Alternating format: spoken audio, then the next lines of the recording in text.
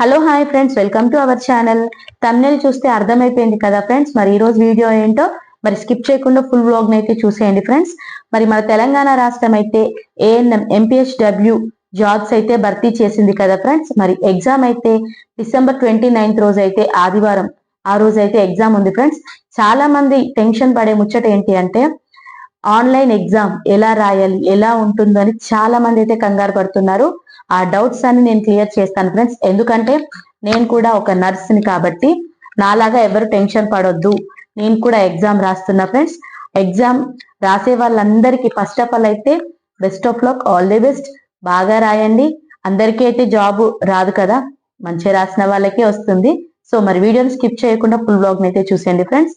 First of all మనము job కి apply చేసేటప్పుడు మనం ఆల్రెడీ అన్ని సర్టిఫికెట్స్ అనేది సబ్మిట్ అయితే చేసాం ఫ్రెండ్స్. మళ్ళీ మనం ఎగ్జామ్ కి వెళ్ళేటప్పుడు ఎలాంటి సర్టిఫికెట్స్ కానీ తీసుకెళ్ళకూడదు. ఒక ఐడి ప్రూఫ్ మాత్రం ఖచ్చితంగా తీసుకెళ్ళాలి. ఏమేమి తీసుకెళ్ళాలి, లోపల ఎలా ఉంటుంది అనేది అయితే చెప్తాను, వినండి. ఫస్ట్ ఆఫ్ ఆల్ మనమైతే హాల్ టికెట్ మనం అప్లై చేసాం కదా, అప్లై చేసిన తర్వాత హాల్ టికెట్ అనేది మనం డౌన్లోడ్ చేసుకోవాలి ఫ్రెండ్స్. చూసారు కదా, నేనైతే ఆల్రెడీ A14 పేపర్ లో డౌన్లోడ్ చేసుకున్నాను. మనం ఇంటర్నెట్ షాప్ కి వెళ్ళినా డౌన్లోడ్ చేసి ఇస్తారు, మనకు ఒక 3-4 రూపీస్ తీసేసుకొని. చూసారు కదా, ఈ విధంగా అయితే హాల్ టికెట్ అనేది వస్తుంది ఫ్రెండ్స్. ఎవరైనా ఇంకా హాల్ టికెట్ డౌన్లోడ్ చేసుకుని వాళ్ళైతే ఇమీడియట్లీ డౌన్లోడ్ అయితే చేసేసుకోండి. మరి నాకు ఎగ్జామ్ సెంటర్ ఎక్కడ పడింది అనేది మాత్రం చూసారు కదా, ఇక్కడ ఉంది. నాకు ఎక్కడ పడ్డది అంటే Malla Reddy engineering college, Maisammaguda, Dullapally village. నాకైతే మల్లారెడ్డి ఇంజనీరింగ్ కాలేజ్ లో అయితే సెంటర్ అనేది పడ్డది ఫ్రెండ్స్. మనకి టైమింగ్ వచ్చేసి చూసారు కదా 3 to 4:10 వరకు మనకి ఎగ్జామ్ టైమింగ్. సో అంటే మనకి 70 నిమిషాల పాటు ఎగ్జామ్ అనేది జరుగుతుంది. సో ఇంకొక ముచ్చట ఏంటంటే మనం ఎగ్జామ్ హాల్ కి ఎన్ని గంటల వరకు వెళ్ళాలి అంటే మనము 1:30 వరకు ఎగ్జామ్ గేట్ బయట, అంటే ఎగ్జామ్ సెంటర్ గేట్ బయట అయితే మనం వెయిట్ చేయాలి ఫ్రెండ్స్. మనల్ని ఎగ్జామ్ కి లోపలికి 1:30 to 1:40 మధ్యలో అయితే లోపలికి పంపిస్తారు. ఎగ్జామ్ మన రూమ్ లోకి పంపించేది మాత్రం 2 లోపు మనం ఎగ్జామ్ రూమ్ లో అయితే ఉండాలి. ఉండడం వల్ల ఏంటి అంటే మన బయోమెట్రిక్ అనేది తీసుకుంటారు, అలాగే మన ఫోటో తీసుకుంటారు. తీసుకొని మనకు హాల్ టికెట్ వైజ్ గా ఎక్కడైతే ఉంటుందో మన కంప్యూటర్ టేబుల్, సో అక్కడికైతే మనల్ని పంపిస్తారు. ఇంకొకటి, మీకేమైనా డౌట్స్ ఉంటే మనకి ఇన్విజిలేటర్స్ అనే వాళ్ళు ఉంటారు కదా, సో వాళ్ళని మీరు ఏ డౌట్స్ అయినా అడగొచ్చు ఫ్రెండ్స్. ఇంకొక ముఖ్యమైన విషయం, చాలా మంది డౌట్ రేస్ చేస్తున్నారు, ఏంటో తెలుసా ఫ్రెండ్స్? ఏంటి అంటే ఎగ్జామ్ కి మనం ఏమేమి తీసుకెళ్ళాలి. గెస్టర్ సిగ్నేచర్ కావాలి అని అనుకుంటున్నారు అందరూ, కానీ గెస్టర్ సిగ్నేచర్ ఎలాంటి వాళ్ళకి కావాలి, ఎవరికి కావాలో చెప్తాను చూడండి. ఇప్పుడు నా హాల్ టికెట్ ఉంది కదా ఫ్రెండ్స్, నా హాల్ టికెట్ పైన నా ఫోటో అలాగే సిగ్నేచర్ ఉంది. సో ఇవి ఉన్న వాళ్ళు ఎలాంటి గెస్టర్ సిగ్నేచర్ కానీ పాస్ ఫోటోస్ కానీ తీసుకెళ్లాల్సిన అవసరం లేదు. కంపల్సరీ మన ఐడి ప్రూఫ్ అనేది కంపల్సరీ కావాలి. ఆధార్ కార్డ్ కావచ్చు, పాన్ కార్డ్ కావచ్చు, ఏదైనా ఐడి అయితే ఖచ్చితంగా కావాలి. ఐడి తీసుకొని వెళ్ళాలి, ఓకేనా ఫ్రెండ్స్? అది ఇలా లేని వాళ్ళు 3 పాస్ ఫోటోస్, అలాగే ఒక ఐడి కార్డు, ఇంకా గెస్టర్ సిగ్నేచర్ అంటే మన హాల్ టికెట్ పైన ఇక్కడ ఉంది చూడండి, ఇక్కడ మనం హాల్ టికెట్ పైన గెస్టర్ సిగ్నేచర్ అనేది చేయించుకోవాలి.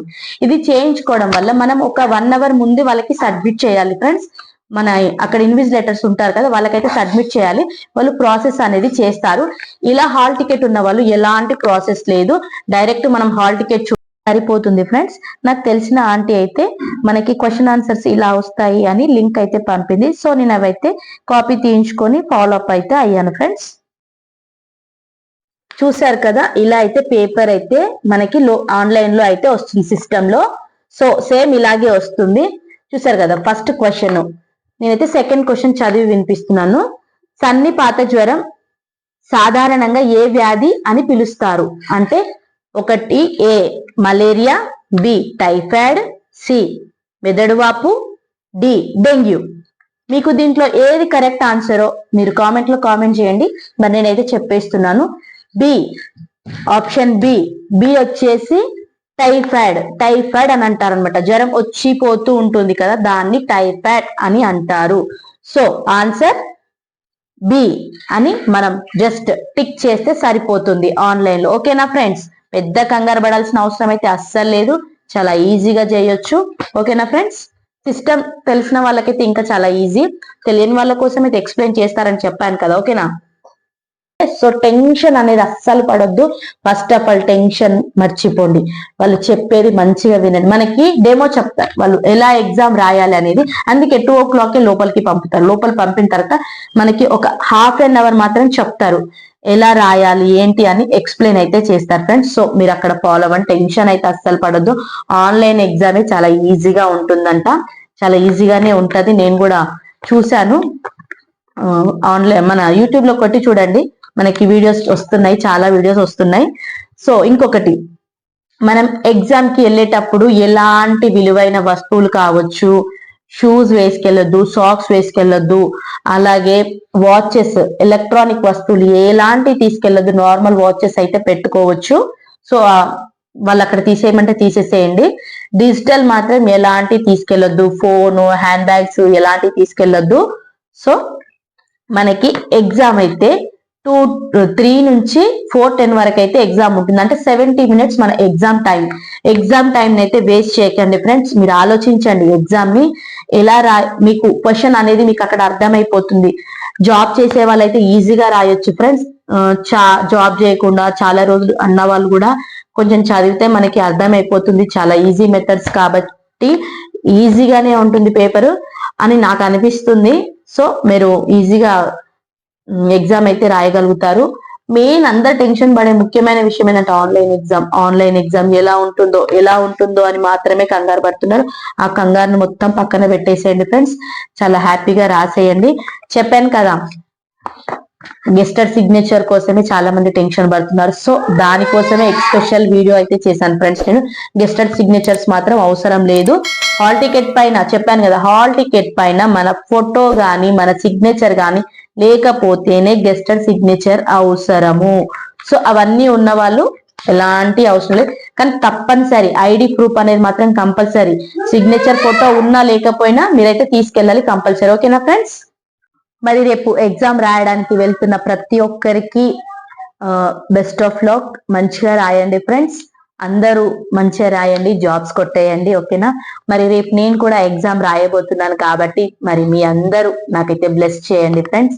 నా సబ్స్క్రైబర్స్, వ్యూస్ ప్రతి ఒక్కరు మీ ఆశీర్వాదం అయితే నా మీద ఉండాలి, ఖచ్చితంగా నన్ను బ్లెస్ చేస్తారనుకుంటాను. మరి రిజల్ట్ వచ్చిన తర్వాత చూద్దాం, మరి జాబ్ వచ్చిందా లేదా అని నేను మీతో అయితే షేర్ చేసుకుంటా. నా డ్రీమ్, నాకు జాబ్ రావాలని. యాక్చువల్గా నాకు నర్స్ అంటే పిచ్చి, నేను చదువుకునేటప్పటి నుండి. దీని గురించి నేను ఒక మంచి వీడియో అయితే చేసి పెడతాను. అసలు నేను నర్స్ లోకి ఎందుకు వచ్చాను, ఎందుకు నర్స్ జాబ్ అనేది ఎంచుకున్నా అనేది అయితే చెప్తాను. దానికి ఒక పెద్ద స్టోరీ అయితే ఉంది ఫ్రెండ్స్. మరి ఆ స్టోరీ కావాలి అన్న వాళ్ళు నాకు కామెంట్ సెక్షన్ లో కామెంట్ అయితే చేయండి. నేను ఎందుకు నర్స్ చేశాను అనేది అయితే నేను మీతో షేర్ చేసుకుంటాను. అది అడిగితే మాత్రం ఖచ్చితంగా వీడియో పెడతా, అడగకపోతే మాత్రం వీడియో పెట్టాను ఫ్రెండ్స్. మరి మరొక్కసారి రేపు ఎగ్జామ్ మన తెలంగాణ రాష్ట్రం భర్తీ చేసిన ANM MPHW ఎగ్జామ్ రాయడానికి వెళ్తున్న ప్రతి ఒక్కరికి ముందుగానే ఆల్ ద బెస్ట్ ఫ్రెండ్స్. అందరూ మంచిగా రాయండి, అందరికీ జాబ్ రావాలని కోరుకుంటున్నాను. ఓకేనా friends, thank you for watching, bye bye.